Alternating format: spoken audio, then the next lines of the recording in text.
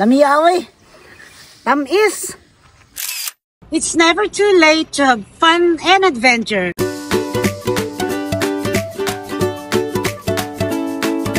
So, camera roll with Mommy Carol.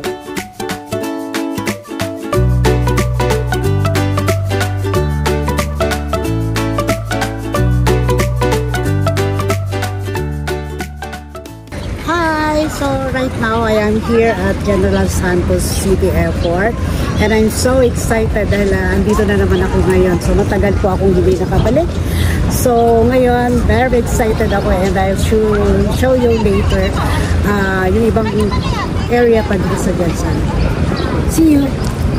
General Santos City is widely known as the tuna capital of the Philippines. We can also see the Mount Matutum, the highest point in the province of South Cotabato. So for now, medyo gutom kasi kalalapag lang. So kakain muna tayo dito sa Cafe Leticia. Dito, tabi ng airport lang to. So ito, order.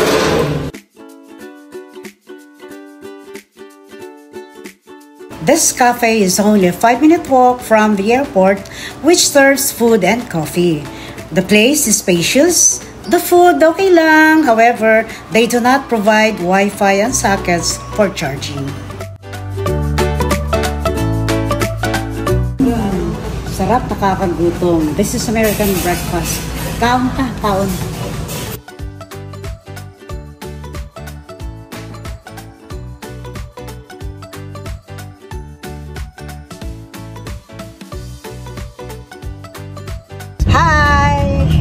Heading now to Tampakan. So, Tampakan. Hindi naman kasi mag-practice kasi muna yung mga yan. Hindi siya pinapractice agad-agad. Hi! Papunta na kami ng Tampakan. So, maya-maya pagdating namin sa Tampakan, doon ipapakita ko sa inyo yung birth time. Ang ganda naman ng highway dito, walang traffic. Yeah.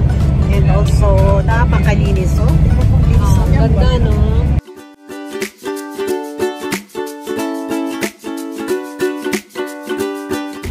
Niluluto, kaya makita mo apoy talaga, apoy. So ito, one of the products of Jensen. Pero ito yung puto, bibingka.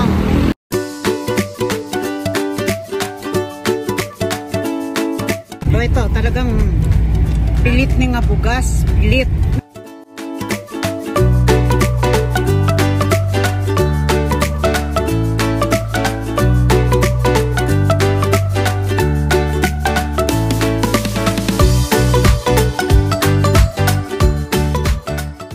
Ay, sa ngayon, nandito kami, dumating na kami dito sa farm at mag-i-stay kami siguro dito for 4 days. So, dito kami nakastay ngayon sa rest house ng kapatid ko, si Toto Romy.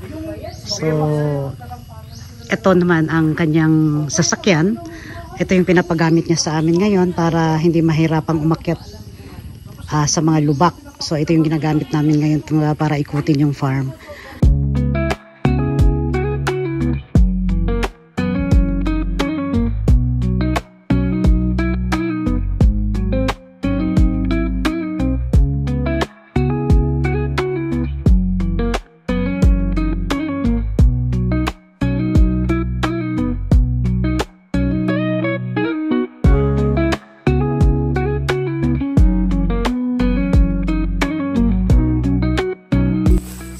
Sa Maynila ang mahal ito, pero dito dinadampot lang sa farm. Ibang klase to, maliliit siya pero talaga yan, no? So, para isa lang ni munggo ba, di ba? Munggo lang with ampalaya, the best na.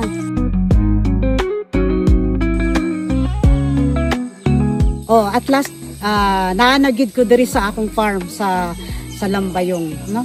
Lambayong Tampakan kay duha man ang Kalambayong. So, as you can see, ang dami ko ng pinatanim na fruits dito, pero sa lahat ng mga fruits, itong avocado ngayon ang mas matangkad, no? I planted this hindi ako pala, pinatanim ko 2 years ago. So 2 years ago lang, tingnan mo ang tangkad. So compared to other fruits, tingnan mo yung ibang prutas diyan, parang kalahati lang. So, ito ngayon ang pagkakaabalahan ko ngayon, itong pag-visit namin dito or pag-uwi namin dito ngayon para maipakita ko rin sa inyo yung konting farm ko dito, munting farm, para mai-vlog ko at sana may matutunan din kayo. Ito na yung area ko. Ilang hectares din ito. So, ito nakikita nyo may mga fruits na nakatanim. Kaya lang hindi pa ganun katangkad. So, actually, tinanim lang ito 2 years ago. Medyo kulang sa abono kasi nga hindi ko masyadong natutukan. So, ang medyo lang dito, yung magandang tubo talaga ng prutas is yung avocado, mga avocado. Rambutan, yan. 2 years ago ba yata? Tinanim. So, ito. Uy, may river ka. Marami na. Kaya kami nandito ngayon para i-identify kung ano yung mga dapat palitan na prutas kasi may maraming namatay. Kaya nga ito na lang sinabi ko. Yung time na tinanim ito, hindi pa ako retired. So itong mga niyog na nakikita ko is part of my lupa ko. Ito medyo ang bilis nga tumangkad ng prutas. So tingnan mo, rambutan ito. So nag-start na ito ng bunga last year pero konti pa. Pero this year siguro mas madami na. So meaning 1 to 2 years from now magbibigay na ito ng maraming bunga. So ayan, yan yung ating mangustin, no? Ayan yung mga yan, diretso. So dito din mangustin. Ito, ang daming bunga ito ng ano. Hinog na ba yan? Hinog na? Matamis So yan. ito, napasama to sa farm ko. So meron akong star apple na malaki at namumunga na. So ang sarap. So siguro may makukuha na tayo nito this month. Guys, ito nagpapa-harvest ako ngayon ng nyug. So ito yung nyug ngayon, no? Yung kopra. So yan ngayon, no? Ang tangkad na nga. So andun yung maakyat ngayon, no? Sa taas. Unang-una, lilinisin muna niya para hindi siya mahirapan. Ayan, no? Para siyang unggoy doon, guys. Tingnan mo, pero parang wala lang yan sa kanila. Ayun, tinanggal niya yung mga Siyempre, tanggalin muna yung mga patay na dahon para malinis at mapangalagaan din yung coconut. Nag-start na siya ng sige, tingnan natin mamaya. Ayan. Ayan. Ayun na. Laglag. Ayan. So, isang puno to, guys.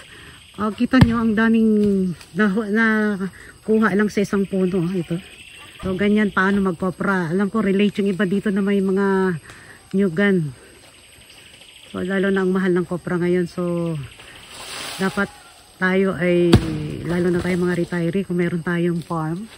So, magtanim na tayo ng nyug at the same time. See that? Oh, dami. Isang puno pa lang yan. So, blessed talaga yung mga kasamahan natin o mga kababayan natin na maraming nyug dahil ang mahal ng kopra ngayon.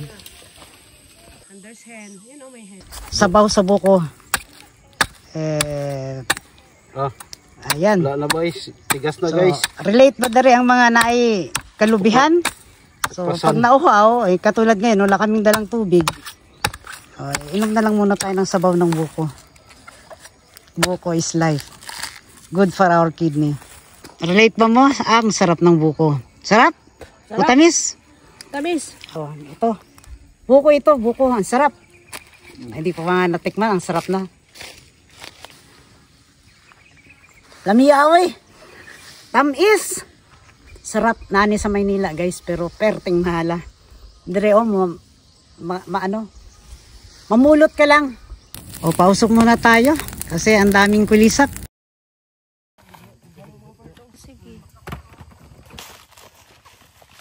Nag-gather na yung mga nyog. So, ang gagawin nila ngayon, ito na yung husking.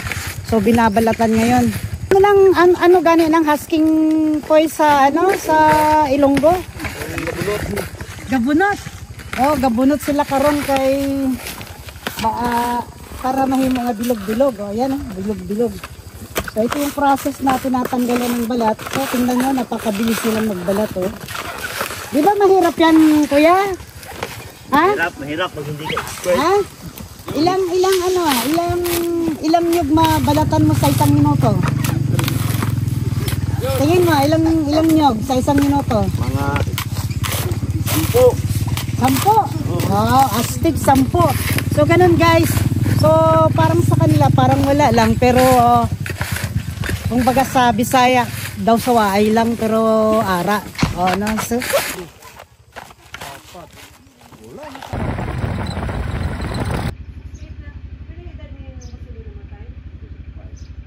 now, andito na. Buo-buo na. Andito na buo-buo at ikiluhin na ito. So, ayan, nakikita nyo. Ilagay muna sa, anong tawag na, no? Bukag. Bukag. Ilagay muna sa bukag. And then to follow, kilo. Ito yung kilohan, no? Simple lang. Pero, this can weigh 120 kilos. Yan, 120. 1,200. 1,200 kilos. 120 kilos pala. Sabi ko, grabe, small but terrible. Oo, so 120 kilos pala. Ano yung tonnage? So ito, so para hindi mahirap ikilo, kailangan ilagay sa bukag. Ayan.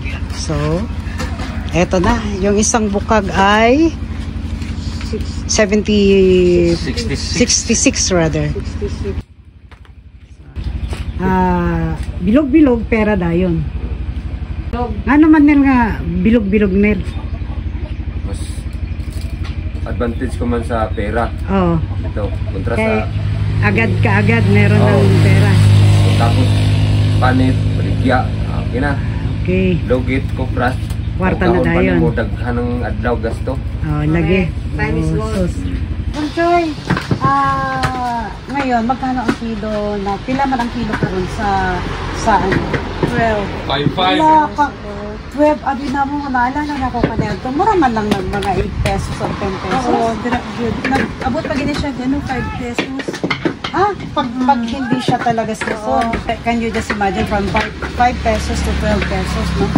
So, ang pinakamahal, ano, per kilo? Ngayon pa lang 12. First time na 12. Dati naka-14 siya pero matdugay na. Dugay na. Okay, 12 pesos per kilo, guys.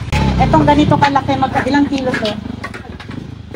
Mga 1.5. Okay, see, isang buko. So, 12 times 2 kung 2 kilos. Can you just imagine, guys, gaano kamahal ang kompra. So, tayo mga retired dyan, tanin na tayo. That's all for this vlog, and don't forget to like and subscribe as I see you on my next journey as we camera roll with Mommy Carol.